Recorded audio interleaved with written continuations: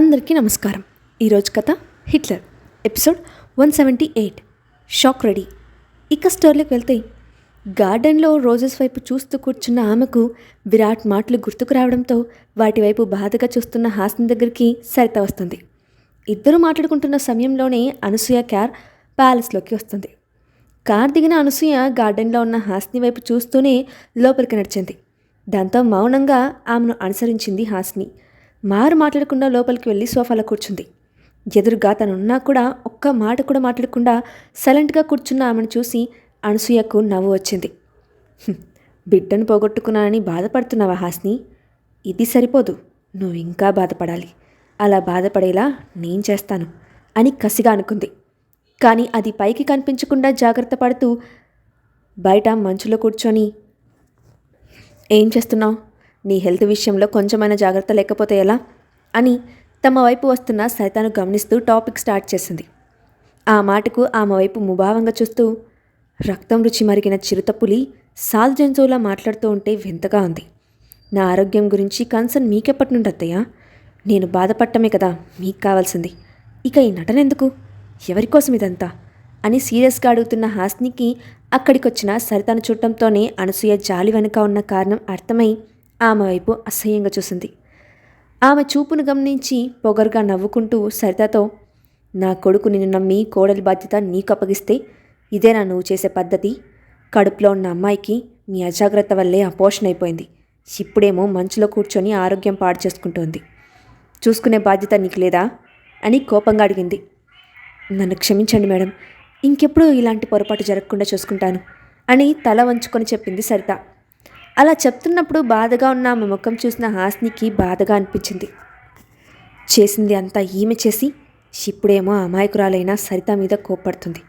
ఇలాంటి వాళ్ళని ఏం చేసిన తప్పులేదు అని మనసులోనే తిట్టుకుంటూ, ఇందులో సరిత తప్పేం లేదు. ఒంటరిగా గదిలో కూర్చొని చిరాకొచ్చింది. చల్లగాలి తగిలితే కాస్త రిలాక్స్ అవుతారని కాసేపటి క్రితమే ఇక్కడికి వచ్చాను. తను చూసి చెప్పేలోపు మీరు వచ్చారు అని కవర్ చేసింది. సరే, ఇప్పటికి వదిలేస్తున్నాను.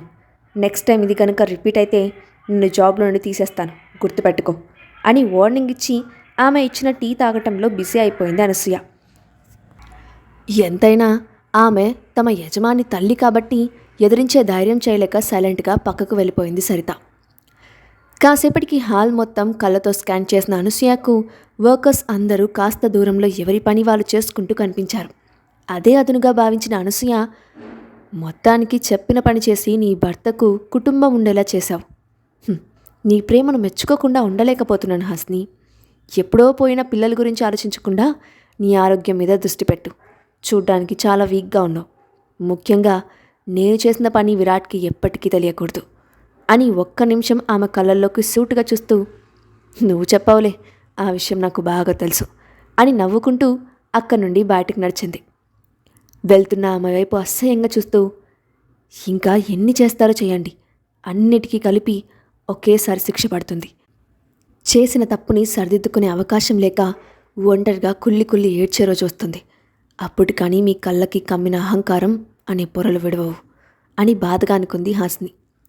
కారులో కూర్చున్న తర్వాత, నేననుకున్న వాటిలో మొదటిది సక్సెస్ అయింది.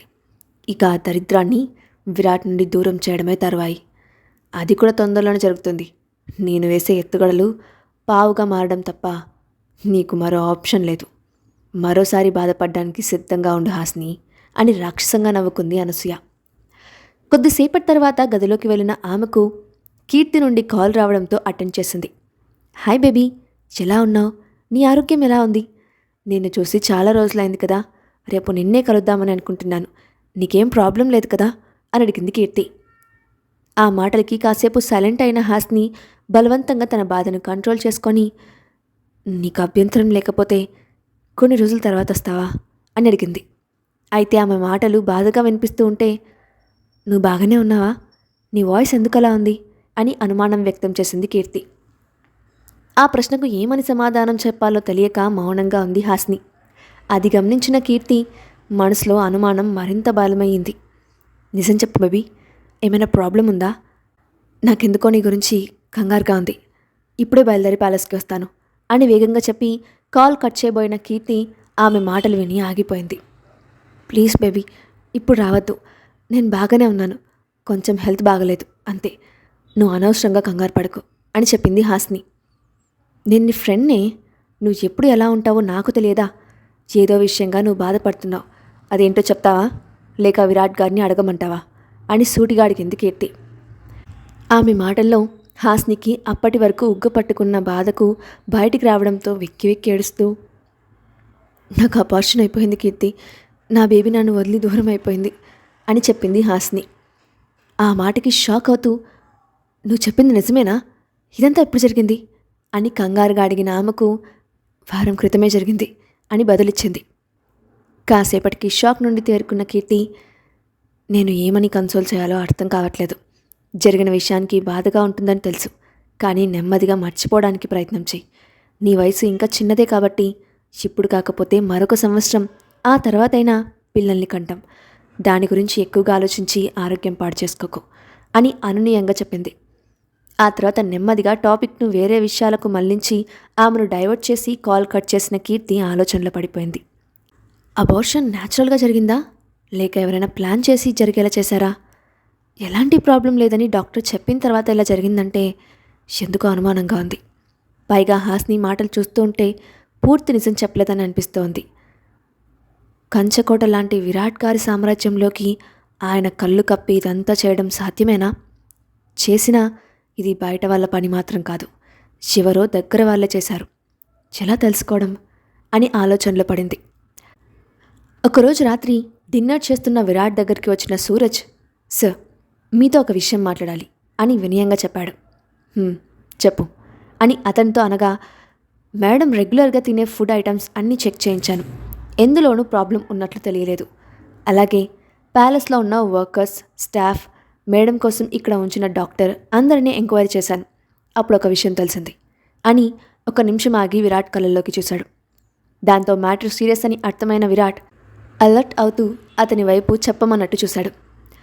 ఇందాక డాక్టర్తో మాట్లాడినప్పుడు కొన్ని రోజుల క్రితం హాస్ని మేడం తన ఫ్రెండ్ కోసం అని చెప్పి బర్త్ కంట్రోల్ పిల్స్ గురించి, అలాగే అపోర్షన్ పిల్స్ గురించి ఆమెతో డిస్కస్ చేశారంట. ఆ సమయంలో మేడం ముఖం కంగారుగా ఉందని చెప్పారు అని వాళ్ళ మధ్య జరిగిన డిస్కషన్ వివరించాడు సూరజ్. మొత్తం విన్న విరాట్, ఇప్పుడు నీ ఉద్దేశం ఏంటి? ఇదంతా జరగడానికి కారణం మేడం అని చెప్తున్నావా అని గంభీరంగా అడిగాడు. ఆ మాటలకు అర్థం, అది కాదు సార్, మేడం అబార్షన్ విషయంలో నాకు కొన్ని అనుమానాలున్నాయి.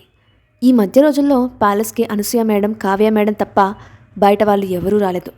హాస్ని మేడం కనీసం ప్యాలెస్ దాటి అడుగు కూడా బయట పెట్టలేదు. కనీసం ఏ వస్తువు కావాలని కూడా ఎవరిని అడగలేదు. ఆ రోజు ఉదయం డాక్టర్ చెకప్ చేసినప్పుడు కూడా మేడం పరిస్థితి నార్మల్గానే ఉంది. ఫుడ్లో కూడా ఎలాంటి డ్రగ్స్ మిక్స్ అవ్వలేదు. అన్నీ మామూలుగానే ఉన్న సమయంలో ఎలాంటి కారణం లేకుండా అబార్షన్ ఎందుకు జరిగిందో నాకు అర్థం కావట్లేదు సార్ అని తన అనుమానం వ్యక్తం చేశాడు సూరజ్. అతని మనసులోనూ అదే డౌట్ ఉండటంతో ఎలాంటి సమాధానం ఇవ్వకుండా ఆలోచనలో మునిగిపోయాడు విరాట్. తాను ప్యాలెస్లో ఉంటే ఇదంతా జరిగేది కాదేమోనని బలంగా అనిపిస్తూ ఉంటే ఒక్క క్షణం మనసు బాధగా మారిపోయింది. కానీ తన ఫీలింగ్స్ మరొకరి ముందు ఎక్స్ప్రెస్ చేయడం అలవాటు లేని అతను ఎప్పటిలా తన కోల్డ్ బిహేవియర్తో సైలెంట్గా గదిలోకి వెళ్ళిపోయాడు. అప్పటికే నిద్రలోకి జారుకున్న హాస్ని చూసి, నువ్వు నా దగ్గర ఏమైనా దాస్తున్నావా? ఎందుకు నీలో మునుపటిలా హుషారు కానీ కల కానీ లేవు. ఎప్పుడూ ఏదో కోల్పోయినట్టు ఉంటున్నావు, కానీ నా ముందు మాత్రం నార్మల్గా ఉన్నట్టు నటిస్తున్నావు. నీకు అబార్షన్ జరగడం వెనుక ఏదో బలమైన కారణం ఉందని నా సిక్స్త్ సెన్స్ చెప్తూనే ఉంది. ఆ నిజం తెలిసిన రోజు మన బాధకు కారణమైన వాళ్ళని ఊరికే వదిలిపెట్టను. వీలైనంత తొందరలో తెలుసుకుంటాను అని ఆవేశంగా పిడికిలు బిగించాడు. మధ్యరాత్రిలో నా బేబీని చంపేశారు, నేను రక్షించుకోలేకపోయాను అని నిద్రమత్తులో కలవరిస్తూ ఏడుస్తున్న హాస్నిని చూసిన విరాట్కి మతి పోయినంత పనైంది. మొట్టమొదటిసారి తన చుట్టూ ఏం జరుగుతుందో తెలియనంత బిజీ వర్క్లో మునిగిపోయినందుకు తన మీద తనకే కోపం వచ్చింది. వీలైనంత త్వరగా నిజం తెలుసుకోవాలని బలంగా అనుకున్నాడు. కానీ అంతకంటే ముందు హాస్నిని మామూలు మనిషి చేయడం ముఖ్యమని భావించిన విరాట్ మరుసటి రోజు నుండి ఆమెతో మరింత ఎక్కువ సమయం గడపడం మొదలుపెట్టాడు. ఆమెను ఏదో ఒక విషయం మీద ఎంకరేజ్ చేస్తూ, బయటకు తీసుకెళ్తూ, అప్పుడప్పుడు ఆఫీస్ వర్క్స్ నేర్పిస్తూ దాదాపు జరిగిన విషయం నుండి ఆమెను బయటకు తీసుకొచ్చాడు. అలా చూస్తుండగానే నెల రోజులు గడిచిపోయింది. ప్రతిరోజు ఉదయాన్నే నిద్ర లేవడం నుండి రాత్రి పడుకునే వరకు విరాట్ సాన్నిహిత్యంలో గడపడం, బిజినెస్ విషయాలు నేర్చుకుంటూ అప్పుడప్పుడు కీర్తితో మాట్లాడుతూ నెమ్మదిగా జరిగిన విషయం నుంచి బయటకు వచ్చింది హాస్ని. ఆమె ఆరోగ్యం పూర్తిగా సెట్ అవ్వడంతో ప్యాలెస్లో ఉన్న డాక్టర్ని కూడా పంపించేశారు. ఆ రాత్రి విరాట్ కౌగిల్లో ఉన్న హాస్ని ప్యాలెస్లో బోర్ కొడుతూ ఉందని మర్సట్ రోడ్ నుండి ఆఫీస్కి వెళ్తానని అతన్ని రిక్వెస్ట్ చేసింది. అతనికి కావాల్సింది అదే కాబట్టి ఆమెకు 100 జాగ్రత్తలు చెప్పి వెళ్ళడానికి ఒప్పుకున్నాడు. ఆ తర్వాత ఇద్దరు కబుర్లు చెప్పుకుంటూ ఎప్పటికో నిద్రపోయారు. మరుసటి రోజు ఉదయాన్నే నిద్రలేచి రెడీ అయ్యి అతనితో కలిసి బ్రేక్ఫాస్ట్ చేసి కారులో తన ఆఫీస్కి బయలుదేరింది. కంపెనీ ఎంట్రన్స్ దగ్గర ఆమెను దింపుతూ, నీకు నేనున్నా అని గుర్తుపెట్టుకో, ఏ సమస్య వచ్చినా వెంటనే కాల్ చేయి, టేక్ కేర్ అని జాగ్రత్తలు చెప్పి తన ఆఫీస్కి వెళ్ళిపోయాడు విరాట్. అప్పటి వరకు నవ్వుతూ ఉన్న హాస్ని వెళ్తున్న కార్ వైపు చూసి, మీకు నిజం తెలిసే వరకు నాకు ఈ నరకం తప్పదేమో, ఎంత కాదనుకున్నా మన బేబీ నా చేతకానితనం వల్లే చనిపోయింది. నా మనసుని ఎవరో తూట్లు పొడుస్తున్నట్టు అనిపిస్తోంది. ఈ బాధ ఎప్పటికి తీరుతుందో అర్థం కావట్లేదు విరాట్ గారు అని నిరాశగా అనుకుంటూ లోపలికి వెళ్ళిపోయింది. చాలా రోజుల తర్వాత ఆఫీస్కి వచ్చిన ఆమెను స్టాఫ్ అంతా ఆశ్చర్యంగా చూస్తూ విష్ చేశారు. అందరినీ నవ్వుతూ పలకరిస్తూ క్యాబిన్లోకి వెళ్ళిన ఆమెకు సీరియస్గా వర్క్ చేసుకుంటున్న కీర్తి కనిపించింది. ఆమెను చూసి నవ్వుకుంటూ వెళ్ళి తన టేబుల్ ముందు నిల్చుంది హాస్ని. సీరియస్గా కంప్యూటర్లో తలదూర్చిన కీర్తికి తన ముందు ఎవరో నిలబడినట్లు అనిపించడంతో తలెత్తిన ఆమెకు ఎదురుగా నవ్వుతూ ఉన్న హాస్ని కనిపించడంతో ఒక్క ఉదుటిన పైకి లేచి ఆమె దగ్గరకు వచ్చి గట్టిగా హత్తుకుంది. నిన్ను చూసి దాదాపు 1.5 దాటింది. మన ఫ్రెండ్షిప్ స్టార్ట్ అయిన దగ్గర నుండి నిన్ను చూడకుండా ఇన్ని రోజులు ఉన్నదే లేదు. ఎప్పుడూ కలిసే ఉండేవాళ్ళం. ఈ ఇన్సిడెంట్ తర్వాత కాల్లో మాట్లాడడం తప్ప కలవలేదు. నువ్వు ఎలా ఉన్నావో తెలియక బెంగగా అనిపించింది. కానీ నీ పక్కన విరాట్ గారు ఉన్నారని ధైర్యంగా ఉన్నాను. ఇప్పుడు నీ ఆరోగ్యం ఎలా ఉంది అని ఎమోషనల్ అయింది కీర్తి. ప్రాణ స్నేహితురాలు తన మీద పెంచుకున్న ప్రేమకు కళ్ళు చెమర్చుతుంటే, డోంట్ వరీ కీర్తి, నేను బాగానే ఉన్నాను. జరిగిందంతా ఒక పీడకలని మర్చిపోవడం తప్ప మరో మార్గం లేదు. ప్లీజ్ నిన్ను నువ్వు కంట్రోల్ చేసుకో అని ఆప్యాయంగా ఆమె వెన్ను నిమిరింది హాస్ని.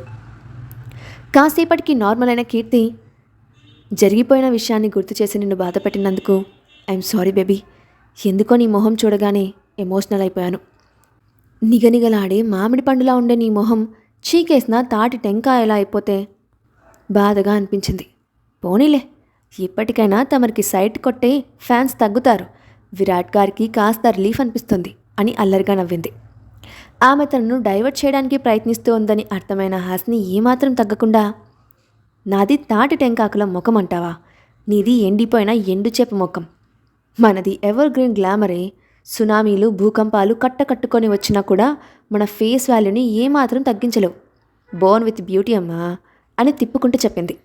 అబ్బో, వచ్చిందండి ప్రపంచ సుందరి, తెగ పడిపోతుంది. ఈ వేషాలకేం తక్కువ లేదు, కానీ నాకు చాలా వర్క్ ఉంది, నేను వెళ్తున్నాను. నువ్వంటే విరాట్ గారి సామ్రాజ్యానికి మహారాణివి, మేమేదో సామాన్య మధ్య తరగతి మనుషులం. పని చేయకపోతే పూట గడవదు. వర్క్ పూర్తి చేసుకొని ఆఫ్టర్నూన్ వస్తాను. అప్పటి వరకు తమరు మీ ప్రత్యేకమైన మందిరంలో పవలించండి మహారాణి గారు అని డ్రమాటిక్గా చెప్పి తన సీట్లోకి వెళ్ళిపోయింది కీర్తి. దీనికి ఈ మధ్యన ఓవర్ యాక్షన్ బాగా ఎక్కువైపోయింది. ఆఫీస్కి వచ్చి పని చేయకుండా గేమ్స్ ఆడతానని కుళ్ళుకుంటుంది. నాకు టైం వస్తుంది, అప్పుడు నేనేంటో నిరూపించుకుంటాను అని మూతి తిప్పుతూ తన చైర్లో కూర్చొని ఏమాత్రం సిగ్గుపడకుండా గేమ్కి న్యాయం చేసింది హాస్ని. ఆ రోజు మధ్యాహ్నం ఎప్పటిలా స్నాక్స్ కొనుక్కోవడానికి కీర్తితో కలిసి సూపర్ మార్కెట్కి బయలుదేరింది హాస్ని. ఇంతలో వెనక నుండి తనను పిలుస్తూ పరిగెత్తుకుంటూ వస్తున్న వ్యక్తిని చూసి షాక్తో బిగుసుకుపోయింది. ఇంతకీ ఆ వచ్చిన వ్యక్తి ఎవరు? ఇప్పుడు హాస్ని ఎలాంటి పరిస్థితులు ఎదుర్కోబోతుంది? మళ్ళీ కొత్త సమస్యలో పడుతుందా? నెక్స్ట్ పార్ట్లో చూద్దాం. Thanks for watching.